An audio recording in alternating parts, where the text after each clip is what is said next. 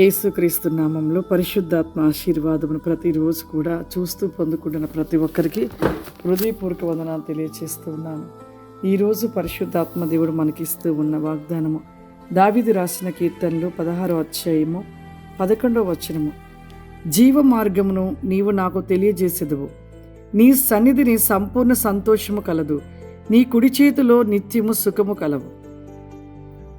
ఈరోజు పరిశుద్ధాత్మ దేవుడి గొప్ప అద్భుతమైన మర్మము కలిగిన ఒక గొప్ప దేవుడు ఒక వాగ్దానంగా ఇస్తున్నాడు. జీవ మార్గము నీవు నాకు తెలియచేసదు. పాప రోత జీవితంలో మన జీవితంలో ప్రభువుని తెలుసుకున్నప్పుడు ఆయన రక్తము చేత నిజంగా ఆయన రక్తాన్ని చిందించి ఆయన సొత్తుగా చేసుకొని ఆ జీవ మార్గం అని ఆ వెలుగు మార్గంలో నడిపిస్తూ ఆ వెలుగైన రాజ్యంలోనికి మనం చేర్చాలని దేవుడు ఆయన రక్తాన్ని చిందించాడు. ఈరోజు ఈ జీవ మార్గంలో మనం వెళ్తున్నాం, కానీ ఆ జీవ మార్గంలో వెళుతున్న మన జీవితంలో దేవుని సన్నిధానంలోకి వచ్చి సంపూర్ణమైన సంతోషాన్ని పొందుకోలేకపోతున్నాం. దేవుని సన్నిధిలో సంపూర్ణమైన సంతోషం ఉందంట. మరి ఎంతో మంది కూడా ఈ యొక్క సంపూర్ణమైన సంతోషాన్ని పొందుకోలేకపోతున్నారు. యేసు ప్రభువు నమ్మిన వారి జీవితంలో ఎప్పటికీ నెమ్మది, ప్రశాంతత, సమాధానం దొరుకుతూ ఉంటుంది. పొట్టి చెక్కయ్య భయంకరమైన వ్యక్తి, ఎంత ఘోరమైన వ్యక్తో, పన్ను వసూలు చేసి ఎంతోమంది హింసించి బాధించి ఎంతో ఇబ్బంది పెట్టినా అతని యొక్క కుటుంబంలో ఎప్పుడు కూడా సమాధానం, సంతోషం ఉండేది కాదంట. కానీ పొట్టి చెక్క ఇంటిలోనికి ఎప్పుడైతే యేసు ప్రభు వారు వెళ్ళారో అప్పుడే ఆ ఇంటికి రక్షణ వచ్చింది. అప్పుడే వారందరూ కూడా నిజంగా రక్షణలోనికి వచ్చేసారు. వారి యొక్క కుటుంబంలో మరి యొక్క పొట్టి చెక్కే జీవితంలో నెమ్మది, సమాధానం, సంతోషం వచ్చింది.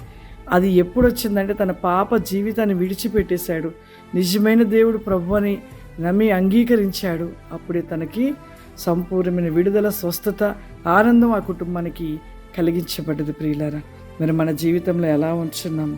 మనం నిజంగా దేవుని సన్నిధికి రావడానికి ఎంతోమంది వెనుకడుగేస్తుంటారు. ఆదివారం వచ్చిందంటే విశ్రాంతి దినం చర్చికి రావడానికి ఎంతోమంది కూడా బద్దకిస్తూ రాలేకపోతూ ఉంటారు. కానీ దేవుని సన్నిధికి వచ్చినప్పుడే ఆయన సన్నిధిలోనే మనకి ప్రతిదీ దొరుకుతుంది. ఆయన సన్నిధిలోనే ఆశీర్వాదం, ఆయన సన్నిధానంలోనే మనకు ఒక నెమ్మది, సమాధానం, సంతోషం. ఒక బ్రదర్ కూడా ఇలాగే అన్నారు. ధనవంతుడంట, చాలా ధనవంతుడు తను. అతనికి ధనం బహుగా ఉందంట. యేసు ప్రభు నేను ఎందుకు నమ్ముకోవాలి? యేసు ప్రభుతో నాకేం పని? అసలు దేవుడితో నాకేం పని? నాకు కావలసిన సంపద, కావలసిన సిరి, కావలసిన ఆనందం, సంతోషం నాకు ఉంది. అసలు దేవుడితో నాకు అవసరమే లేదు అని ఒక సహోదరుడు అన్నాడంట.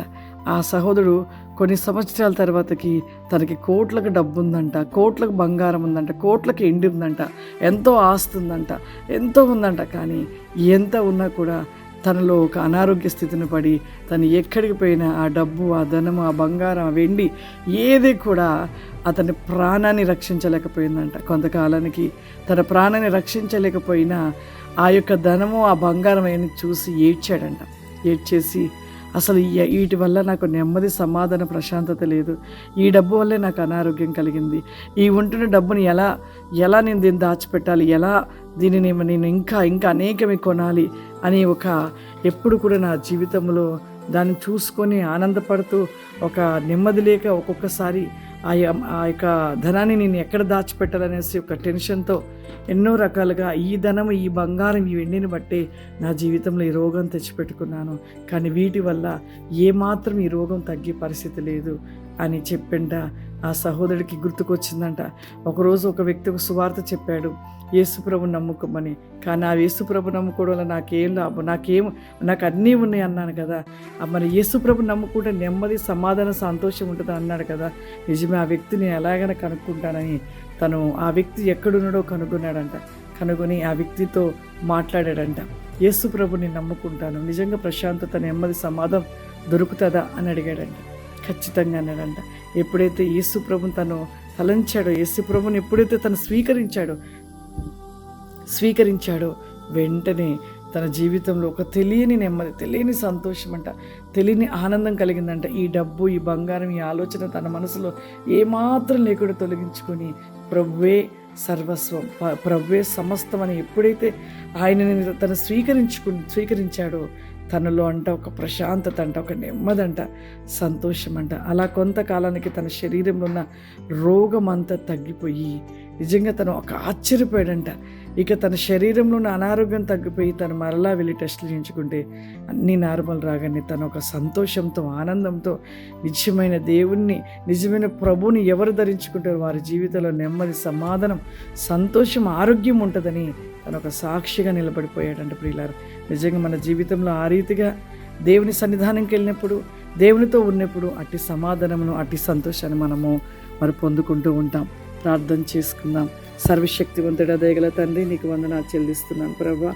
ఈ ప్రోగ్రాం చూస్తున్న ప్రతి బిడ్డని మీరు దీవించండి నాయన, ఆశీర్వదించండి. వెస్టర్న్ మీ గోబ్రి ఖామ్ది లిస్టల్ బి గోబ్రి కావరిమ ప్రతి నీకమైన నీ కృపాశీర్వాదములు దయచేయమని యేసుక్రీస్తు నామములో అడుగుచున్నాను తండ్రి. ఆమేన్. God bless you. దేవుడు మిమ్మల్ని దీవించును గాక. ఆమేన్.